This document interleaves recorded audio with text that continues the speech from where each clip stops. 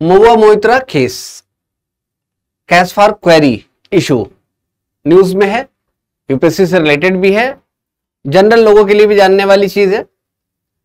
Ethics committee के बारे में इसमें बताया गया है। पहले केस है क्या ये समझ लीजिए। इनके ऊपर ये आरोप लगे हैं कि ये पैसा लेके एक पर्टिकुलर बिजनेस ग्रुप के ऊपर ये क्वेश्चन कर रही हैं। प्राइमा फेसी अगर ये देखें तो ये बात दिखती भी है, क्योंकि इन्होंने 65 क्वेश्चन पूछे हैं और अराउंड 50 क्वेश्चन पर्टिकुलर उस ग्रुप से ही आते हैं। तो क्या कोई भी किसी भी एमपी के खिलाफ डायरेक्टली इस तरीके के कंसर्न्स को रेज कर सकता है? इसका आंसर है बिल्कुल नहीं।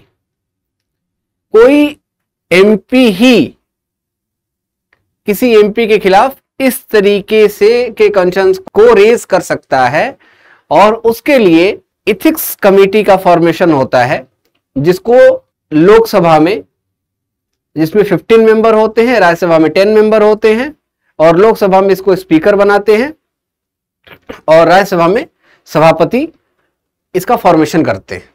1997 से एथिक्स कमेटी की शुरुआत होती है। सबसे पहले ये कमेटी जो है राज्यसभा में आती है, इसके बाद इसके लिए एक रिकमेंडेशन आती है।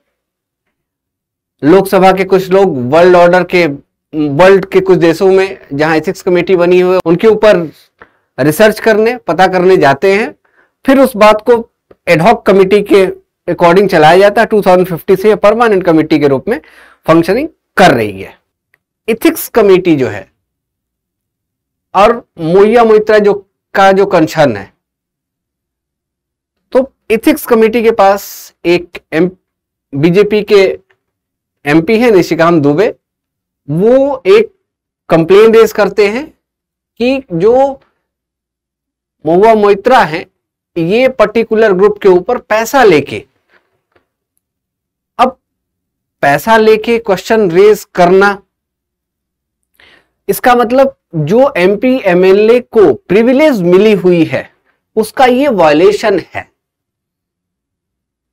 आपको ये राइट डाउन करिए कि किस आर्टिकल के थ्रू एमपी एमएलए को पार्लियामेंट के अंदर प्रिविलेज मिलता है। अब महुआ मोइत्रा के खिलाफ जब ये बात हुई तो एथिक्स कमेटी ने इसको देखा।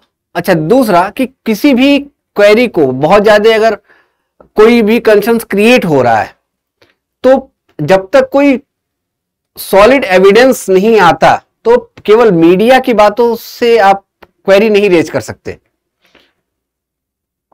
और अगर पर्टिकुलर कोई पर्सन किसी एमपी के थ्रू अपनी कोई क्वेरी रेज करवाना चाहता है तो वो भी अपना एफिडेविट सबमिट करेगा। ये प्रोसीजर्स हैं एथिक्स कमेटी के अंदर क्वेश्चंस रेज करने के। अब जो ये चैलेंज है महुआ मोइत्रा के साथ, वो 26 अक्टूबर को एथिक्स कमेटी ने बुलाया निशिकांत दुबे को। जब ये क्वेरी रेज हुई उसके उन्होंने अपनी अपनी बातें रखी, एविडेंस के लिए रखा। इनको बुलाया गया है, इनको भी आना था 29 को। आई थिंक इन्होंने आगे डेट ली हुई है। अब देखिए कब वो पहुंचती हैं और क्या वो अपनी बातें निकल के आती हैं। 1 ईयर के लिए इस कमेटी को अपॉइंट किया जाता है और 1 ईयर बाय ईयर ये अपने वर्क करती है। इस कमेटी की जो रिपोर्ट होती है उसको स्पीकर के पास भेजा जाता है। स्पीकर चाहे तो उस कमेटी की रिपोर्ट्स को डिस्कार्ड कर दे या तो उसके लिए वो एक्शन ले सकता है। अब एक्शंस में अगर कैश फॉर क्वेरी कंसर्न है तो इसमें सस्पेंशन भी किया जा सकता है।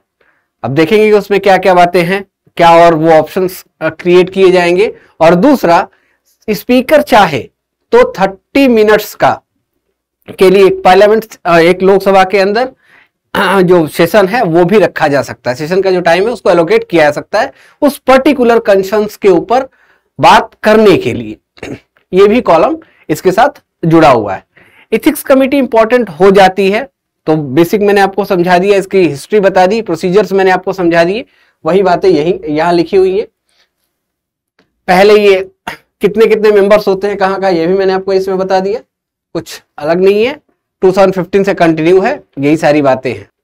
अभी एक नया इसमें क्लॉज आया है कि निशिकांत दुबे ने ये कहा है कि आईटी एक्ट का वायलेशन है, क्योंकि इन्होंने अपने जो क्रेडेंशियल थे अपनी मेल आईडी के, इन्होंने शेयर किए किसी थर्ड पर्सन को, और आईटी एक्ट ये कहता है कि अगर आप अपने आईडी के क्रेडेंशियल शो करेंगे तो अपने जो हेड हैं उनसे बिना पूछे, बिना परमिशन के आप नहीं कर सकते। तो इसमें या तो एनआईसी होगी और दूसरा या तो स्पीकर होंगे। यहां एक टेक्निकल कंसर्न्स क्रिएट हुआ है, और अब इस पे जो कमेटी है वो क्या रिकमेंडेशन देती है, स्पीकर उस बात को कैसे देखते हैं, और फिर पार्लियामेंट पूरी तरीके से क्या इसमें डिसीजन लेती है, ये चीजें देखने वाली है। एक छोटा सा सवाल आपके लिए, सोचिए इसे कि क्या अगर एथिक्स कमेटी किसी एमपी को सस्पेंशन के लिए, सस्पेंड करने के लिए रिकमेंड कर दे, तो क्या इसको सुप्रीम कोर्ट के अंदर चैलेंज किया जा सकता है? आंसर आप कमेंट बॉक्स में सबमिट करिएगा। Thank you so much, God bless you all.